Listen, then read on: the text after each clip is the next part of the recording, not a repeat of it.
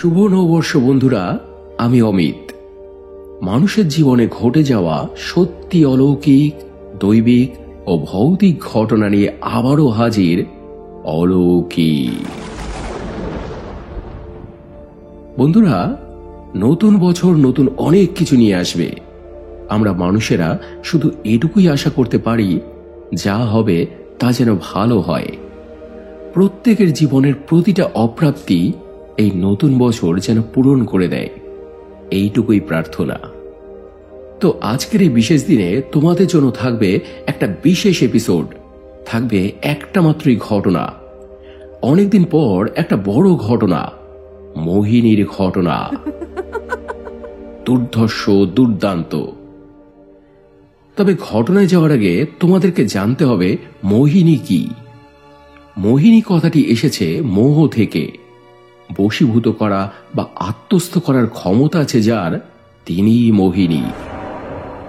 ইনি তন্ত্রের একজন অপদেবী, কামরূপা, সঙ্গপ্রিয়া। এদের কবলে পড়ে মুক্তি পাওয়া প্রায় অসম্ভব। বলতে পারো সর্বনাশ তথা মৃত্যুর এক সুন্দরী রূপ হলো এই মোহিনী। শাস্ত্রে এনাদের উল্লেখ আছে, সাধনা পদ্ধতি বর্ণিত আছে। অসামান্য এই ঘটনাটি শেয়ার করেছে পূর্বাশা। অসংখ্য ধন্যবাদ তোমাকে ঘটনাটি শেয়ার করার জন্য। এছাড়াও ধন্যবাদ জানাই জ্যোৎস্না ভট্টাচার্যকে থাম্বনেল বানিয়ে অলৌকিককে সাহায্য করার জন্য। বন্ধুরা, তোমরা যদি এইরকম থাম্বনেল, ব্যানার, পোস্টার বা গ্রাফিক্স ডিজাইনের যে কোনো রকম কাজ করাতে চাও, জ্যোৎস্নাকে দিয়ে সহজেই করিয়ে নিতে পারো। কন্ট্যাক্ট করতে পারো এই নাম্বারে। এছাড়াও বলি, নিত্য নতুন অলৌকিক, দৈবিক ও ভৌতিক ঘটনা শোনার জন্য লাইক, শেয়ার ও সাবস্ক্রাইব করে অলৌকিকের সাথে থেকো। প্রতি সপ্তাহের মঙ্গলবার ও শনিবার মানুষের জীবনের এমন সত্যি ঘটনা শোনার জন্য। তো এবারে শুরু হচ্ছে আজকের বিশেষ নিবেদন।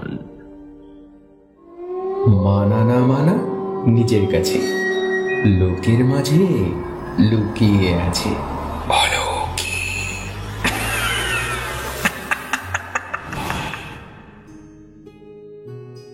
হাই অমিত দা, আমি পূর্বাশা, তোমার অনেক বড় ভক্ত। আজ সাহস করে তোমাকে একটা ঘটনা লিখছি। জানি না তোমার ভালো লাগবে কিনা, কিন্তু আশা করি ঘটনাটি তোমার ভালো লাগবে এবং অলৌকিকে শোনাবে। হ্যাঁ, একদমই তাই। সব ভয়, সব সংকোচ দূর করে তোমরা ঘটনা পাঠাও। আমি আপ্রাণ চেষ্টা করি প্রতিটা ঘটনা শোনানোর, তাও জীবন্ত রূপ দিয়ে। যে কারণে দেখবে যারা একবার সাহস করে এখানে ঘটনা পাঠায়, তারা বারবার পাঠায়, কারণ তাদের উপহারগুলোকে আমি সযত্নে অলৌকিকের ফ্রেমে বন্দি করে রাখি। তো এরপরে তুমি লিখেছ, ঘটনাটি আমি শুনেছি আমার দাদুর কাছে। ওনার নিজের সঙ্গেই ঘটেছিল এটা। আমার দাদু পেশায় ছিলেন একজন ব্যবসায়ী। আগেকার দিনে যে টর্চের ব্যাটারিগুলো পাওয়া যেত, দাদু সেগুলি বানাতেন। ওনার একটি কারখানাও ছিল, যেটা বর্তমানে আমার বাবার ওষুধের দোকান। তো আমার দাদুকে বারাসাত থেকে গোপালনগর, রামপুরহাট ইত্যাদি নানান জায়গায় যেতে হতো এই ব্যাটারি ডেলিভারি করার জন্য। এইরকমই একদিন দাদু রামপুরহাটে ব্যাটারি ডেলিভারি করতে গিয়েছিলেন। কিন্তু ফিরতে ফিরতে দাদুর অনেকটা রাত হয়ে যায়। টাকা পয়সার একটু ঝামেলা হয়েছিল। তো উনি যখন ফিরছেন তখন রাত 1টার বেশি। উনি তাড়াহুড়ো করে পা চালাচ্ছেন যে লাস্ট ট্রেনে বাড়ি ফিরতে হবে, না হলে আর বাড়ি ফেরা হবে না। কিন্তু সেদিন ওনার ভাগ্যটা এতটাই খারাপ ছিল যে উনি স্টেশনে পৌঁছানোর আগেই গাড়ি বেরিয়ে গেল।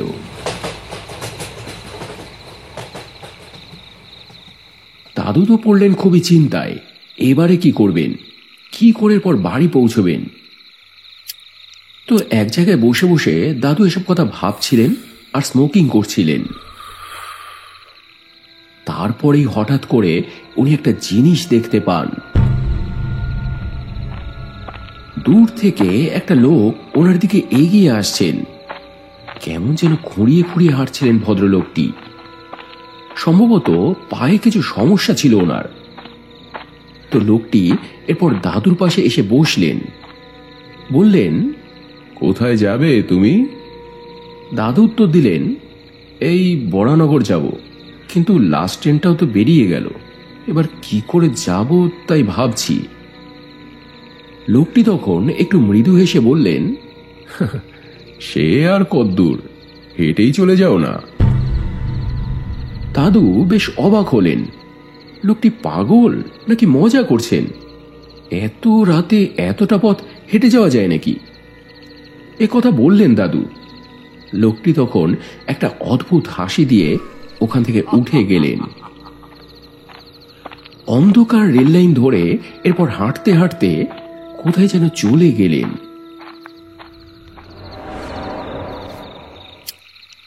দাদু আবারও একটা সিগারেট ধরালেন, ধরিয়ে একটু ঝোপঝাড়ের দিকে গেলেন টয়লেট সারবেন বলে।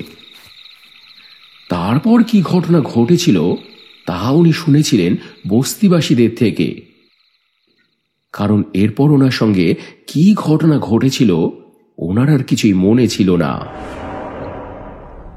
তেনারা বলেছিলেন দাদু নাকি রেল লাইনের ওপর দিয়ে কেমন সেন্সলেস হয়ে অস্বাভাবিকভাবে হেঁটে যাচ্ছিলেন, কেমন যেন অর্ধমূর্ছিত। আর সৌভাগ্যক্রমে অত রাতেও সেদিন কজন লোক দাওয়ায় বসে তাস পেটাচ্ছিলেন, তারা দাদুকে দেখতে পান। দেখে ওনাদের কেমন যেন সন্দেহ হয়। তখন ওনারা এগিয়ে এসে দাদুকে ধরে ফেলেন। তারপর দাদুকে নিয়ে গিয়ে বারান্দায় বসান, চোখে মুখে জলের ছিটে দেন, দাদুকে হুঁশে ফেরানোর চেষ্টা করেন। তারপর নাকি দাদু একটা মিশ্র কণ্ঠে কথা বলে ওঠেন, যেন নারী পুরুষ উভয়ই একই সঙ্গে একই সুরে কথা বলছে। ধরে রাখার চেষ্টা করিস না, ধরে রাখতে পারবি না। বলে দাদু সবার হাত ছাড়িয়ে এরপর উঠে যাওয়ার চেষ্টা করলেন। দাদুকে তারা চেপে ধরলেন, কিছুতেই ওনাকে যেতে দিচ্ছিলেন না। কিন্তু দাদুর গায়ে তখন এমনই শক্তি যে সবাইকে উনি ছিটকে ফেলে দিচ্ছেন। সেই হইচই চিৎকার চেঁচামেচি শুনে আরো লোকজন জমা হয়ে গেল।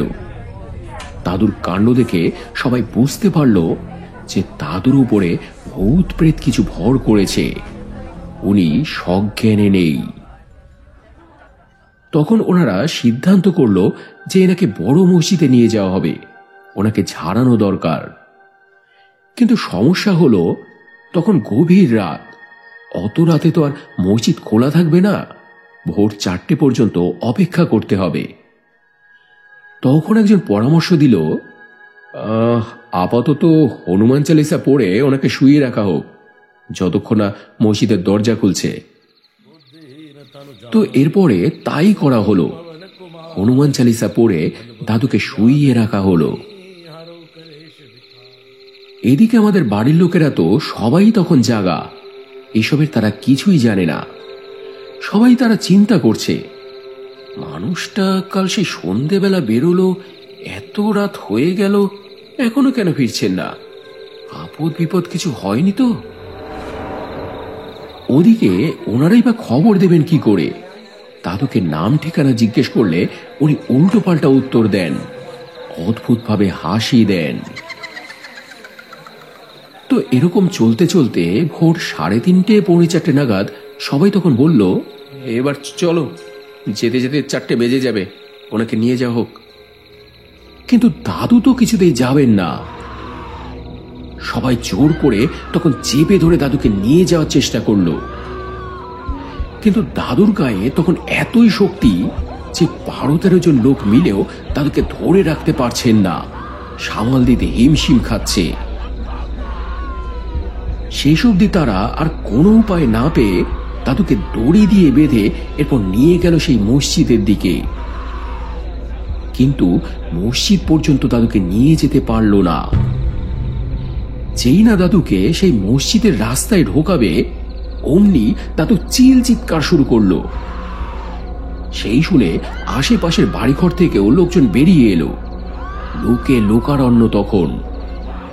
তারাও সব শুনে এরপর সাহায্য করলো, ধরে মসজিদ পর্যন্ত নিয়ে গেল। কিন্তু ইমাম সাহেব দাদুকে দেখেই আর মসজিদে ঢুকতে দিলেন না। বললেন যে, না, আগেই ভেতরে আনবেন না, ওখানেই দাঁড়ান। তারপর তিনি কি একটু জল দিলেন। তারপরেই দাদু যেন রণমূর্তি ধারণ করল। এটা ছুঁড়ে ফেলে, ওটা ছুঁড়ে ফেলে, সবাইকে মারধর করে, মসজিদের দরজা জানলা সব ভাঙচুর করে। সে কি কাণ্ড! কারোর ক্ষমতা নেই তখন দাদুকে ঠেকানোর।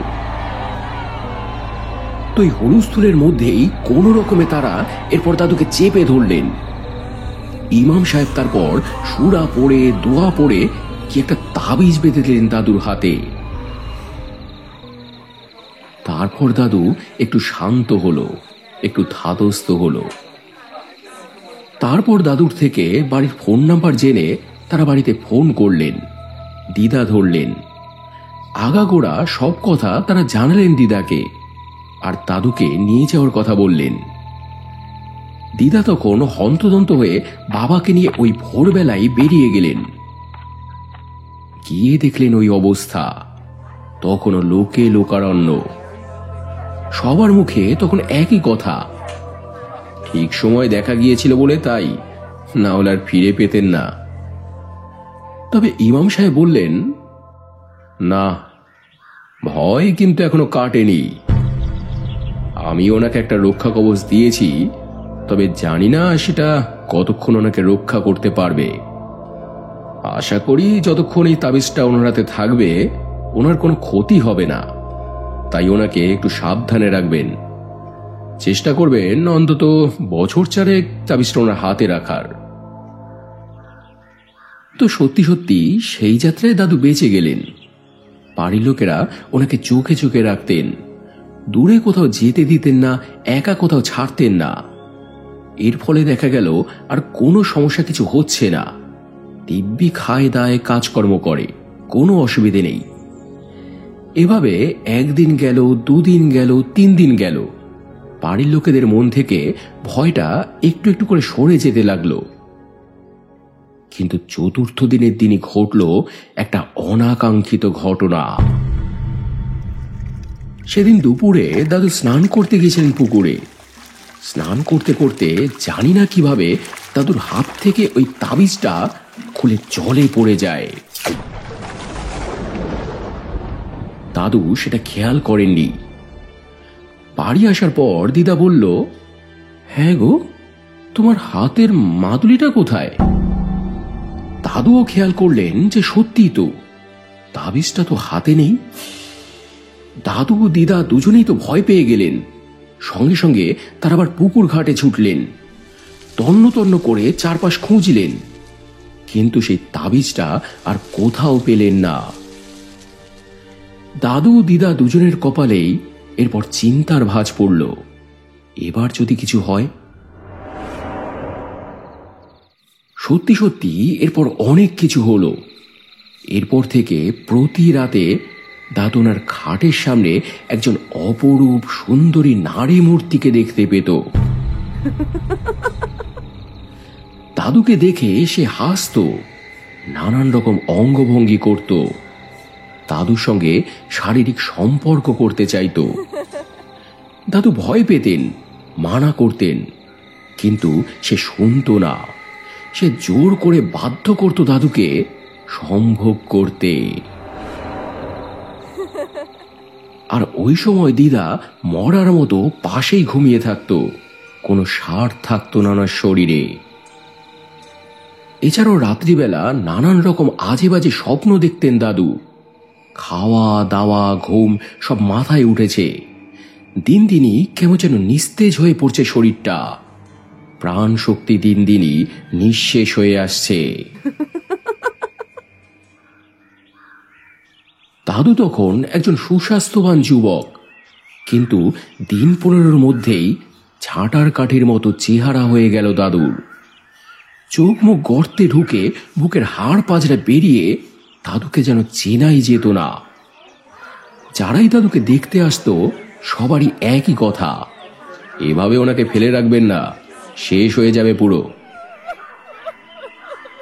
কিন্তু দিদা কি করবেন, কোনো কিছুই ওনার মাথায় আসছে না।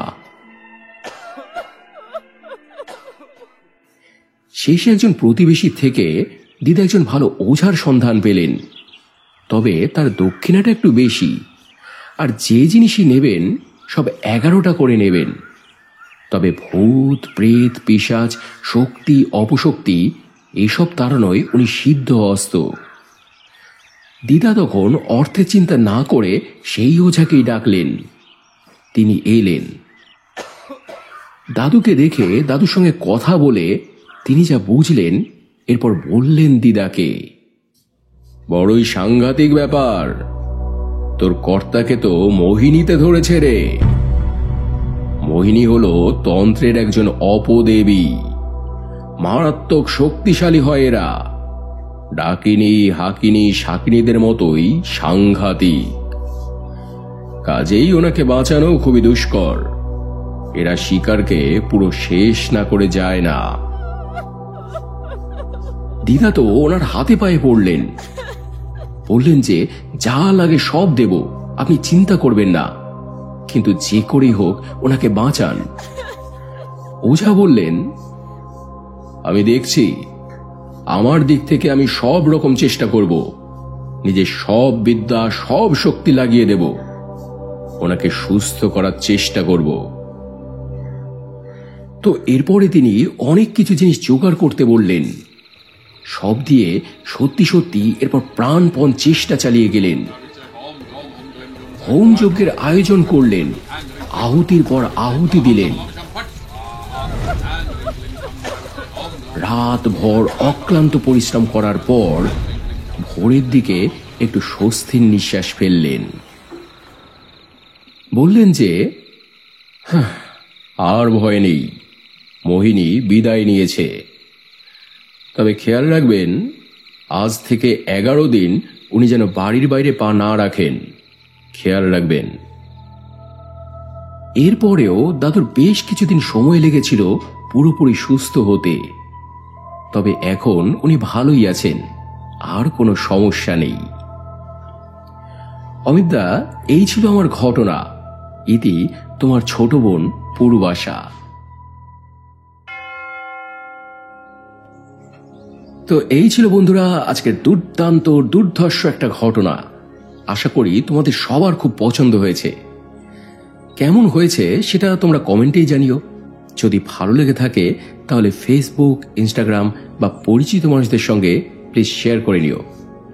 আর এমন ঘটনা বা এমন অভিজ্ঞতা তোমরাও যদি এখানে শেয়ার করতে চাও তাহলে স্ক্রিনে দেওয়া এই নম্বরে আমাকে হোয়াটসঅ্যাপ করতে পারো।